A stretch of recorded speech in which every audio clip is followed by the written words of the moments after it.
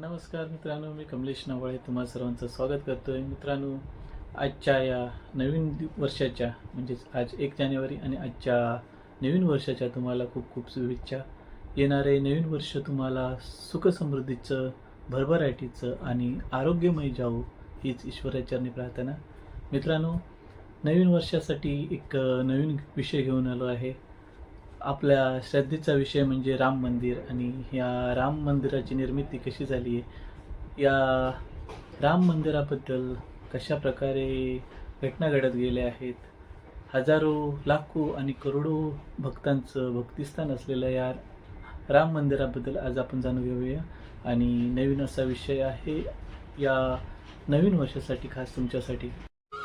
शरयू नदीच्या पवित्र तीरावर वसलेली अयोध्या, जिथे श्री प्रभू रामचंद्रांचा जन्म झाला आणि आज उभे आहे श्रद्धेचे भव्य प्रतीक श्री राम जन्मभूमी मंदिर. अयोध्या ही भारतातील सप्तपुरीपैकी एक आहे. येथे श्री प्रभू श्रीरामानी आदर्श रामराज्य प्रस्थापित केले होते. वाल्मिकी रामायण, पुराणे आणि अनेक ग्रंथांमध्ये अयोध्येचे महत्त्वपूर्ण वर्णन केलेले आहे. ही केवळ एक शहर नाही, तर धर्म, कर्तव्य आणि सत्याचा संदेश देणारी पवित्र भूमी आहे. राम मंदिराचा प्रवास हजारो वर्षाचा आहे. काळाच्या ओघात अनेक अडथळे आले, संघर्ष झाले, कायदेशीर लढाई लढले, असंख्य रामभक्तांनी त्याग केला, श्रद्धा कायम ठेवली. 2019 साली सर्वोच्च न्यायालयाच्या ऐतिहासिक निर्णयानंतर राम मंदिर उभारणीचा मार्ग मोकळा झाला. हा केवळ निर्णय नव्हता, तो कोट्यावधी भारतीयांच्या भावनांचा सन्मान होता. श्री राम मंदिर नागर स्थापत्य शैलीत बांधले गेले आहे. हे मंदिर पूर्णपणे दगडातून उभारले असून यामध्ये लोखंडाचा वापर करण्यात आलेला नाही. मंदिरातील खांब, भिंती आणि कोरीव काम भारतीय प्राचीन स्थापत्यकलेचा उत्कृष्ट नमुना आहे. प्रत्येक कोणात आपल्या संस्कृतीचा आणि भक्तीचा दर्शन घडत असतं. अशा प्रकारे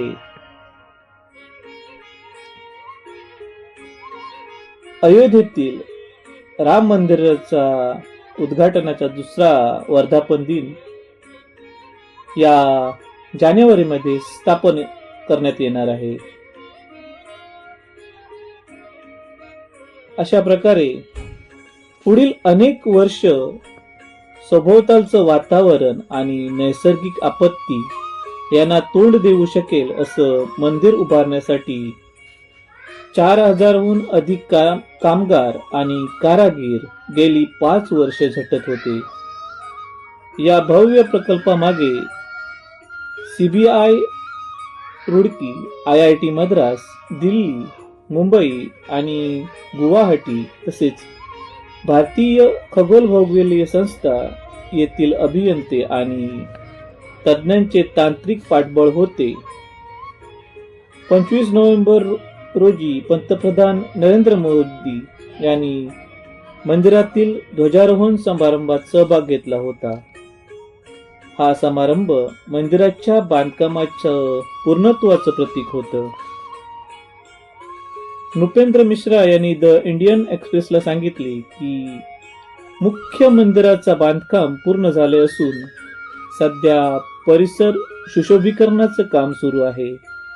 तसेच कुंपणाची भिंत आणि सभागृह यांची कामे 2026 अखेरपर्यंत पूर्ण करण्याचे उद्दिष्ट ठेवण्यात आले आहे.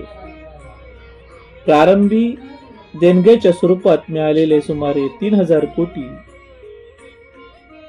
त्यापैकी अंदाजे 1800 कोटी रुपये मंदिराच्या कामात खर्च करण्यात आल्याचे सांगण्यात आले आहे. मंदिराची निर्मिती आणि आकार कसा आहे याचा थोडक्यात आढावा आपण घेऊया. 3 मजली असलेलं हे मंदिर 161 फूट उंच, 235 फूट रुंद आणि 360 फूट लांब आहे. राजस्थानमधील बन्सी पहारपूर येथील सँडस्टोन वापरून मंदिराची उभारणी करण्यात आली आहे. मंदिरात लोखंड किंवा पोलाद यांचा वापर करण्यात आलेला नाही. गंज लागल्याने मंदिराचे आयुष्य कमी होते, त्यामुळे धातूचा वापर टाळण्यात आला आहे. माकड आणि पक्षी मंदिरात येऊ नये म्हणून बसवण्यात आलेल्या जाळ्या सुद्धा टायटॅनियमपासून तयार करण्यात आलेल्या आहेत. सूत्रांनी दिलेल्या माहितीनुसार एकूण 31 जाळ्या तयार करून या जाळ्या तयार करण्यासाठी हैदराबाद येथील सार्वजनिक क्षेत्रातील उपक्रम असलेल्या मिश्र धातू निगम लिमिटेडकडून सुमारे 12.5 टन टायटॅनियम खरेदी करण्यात आला आहे. मंदिरात तळमजल्यावर सुमारे 160 खांब आहेत. त्यांच्यावर विविध देवदेवतांची कोरीव शिल्प कोरण्यात आली आहेत. याच मजल्यावर गर्भगृह आहे. 2024 मध्ये झालेल्या पहिल्या प्राणप्रतिष्ठा समारंभात कृष्णशिला किंवा म्हैसूर काळ्या ग्रेनाइटपासून बनवलेल्या या रामलल्लाच्या मूर्तीची प्राणप्रतिष्ठा करण्यात आली होती. मंदिरातील एकूण 47 दरवाजापैकी 14 दरवाजे तळमजल्यावर असून त्यावर सोन्याचा मुलाम देण्यात आलेला आहे. पहिल्या मजल्यावर राम दरबार आहे. येथे भगवान राम त्यांच्या राजा रूपात, सीता, लक्ष्मण तसेच हनुमान यांच्या मूर्ती आहेत. या सर्व मूर्ती राजस्थानमधील पांढऱ्या मकराना संगमरवरी दगडातून घडवण्यात आलेल्या आहेत. या मजल्यावर 132 खांब असून प्रत्येक खांबावर सुबक कोरीव काम करण्यात आलेले आहे. 5व्या शतकातील नागर स्थापत्यशैलीनुसार उभारलेल्या मुख्य मंदिर संकुलात गर्भगृहाव्यतिरिक्त 5 मंडप आहेत. हे मंडप म्हणजे नृत्य मंडप, रंगमंडप, गृहमंडप, कीर्तन मंडप आणि प्रार्थना मंडप. मंदिरातील विविध सांस्कृतिक व धार्मिक विधीसाठी त्यांची रचना करण्यात आलेली आहे. मुख्य मंदिर संकुलाच्या बाहेर दुहेरी अशी परकोटा म्हणजे तटबंदी आहे. ही तटबंदी सुमारे 750 मीटर लांब आणि 14 फूट जाड आहे. तळमजल्यावर सूर्य, शिव, भगवती, गणेश, हनुमान आणि माता अन्नपूर्णा आदी विविध देवतांना समर्पित 6 मंदिरे आहेत. तसेच ट्रस्टची कार्यालयेही येथे आहेत. वरचा मजला परिक्रमा मार्ग म्हणून वापरला जातो. शिवाय भगवान रामांच्या जीवनाच्या महत्त्वाच्या भूमिका बजावलेल्या 7 ऋषींची सप्त मंदिरही या 7 ऋषीमध्ये महर्षी वशिष्ठ, विश्वामित्र, वाल्मिकी, अगस्त्य, निषादराज, अहिल्या आणि माता शबरी यांचा समावेश आहे. मित्रांनो, अशा प्रकारे अतिशय सुंदर आणि सुबक अशी ही रचना केलेली आहे. तज्ज्ञांच्या मते मंदिर बांधकामात वापरण्यात आलेल्या साहित्याचा आकार आणि प्रमाण लक्षात घेता हे साहित्य मिळवणे आणि त्यांची हाताळणी करणे हे सर्वात मोठे आव्हान होते. 2020 साली पायाभरणीचे काम सुरू झाले तेव्हा वास्तुविशारद चंद्रकांत सोमपुरा यांनी दिलेल्या रचनेच्या आधारे किमान 1000 वर्ष टिकेल अशा नमुन्यावर आणि साहित्यावर आम्ही एकाच वेळी वैज्ञानिक अभ्यास सुरू केला. 6 महिने या सखोल अभ्यास आणि संशोधनानंतर आणि 50हून अधिक संगणकीय मॉडेल्सवरील सिम्युलेशननंतर अंतिम रचनात्मक डिझाईन त्याची शिफारस करण्यात आली, असे केंद्रीय इमारत संशोधन संस्था येथील वरिष्ठ शास्त्रज्ञ डॉक्टर देवदत्त घोष यांनी सांगितलं. उपलब्धता, कोरीव कामासाठी सुलभता आणि दीर्घकालीन टिकाऊपणा या कारणामुळे आम्ही बन्सी पहारपूर वाळूच्या दगडाचा वापर करण्याचा निर्णय घेतला, असेही त्यांनी नमूद केलं.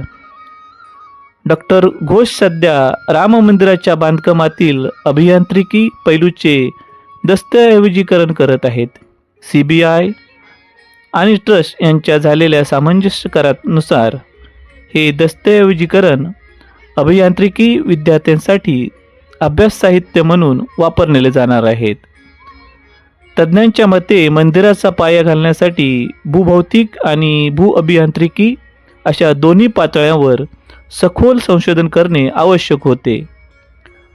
मंदिराचा पाया तब्बल 14 मीटर खोल असून त्यावर 1.32 लाख घनमीटर रोलर कॉन्क्रीट भरण्यात आले आहे.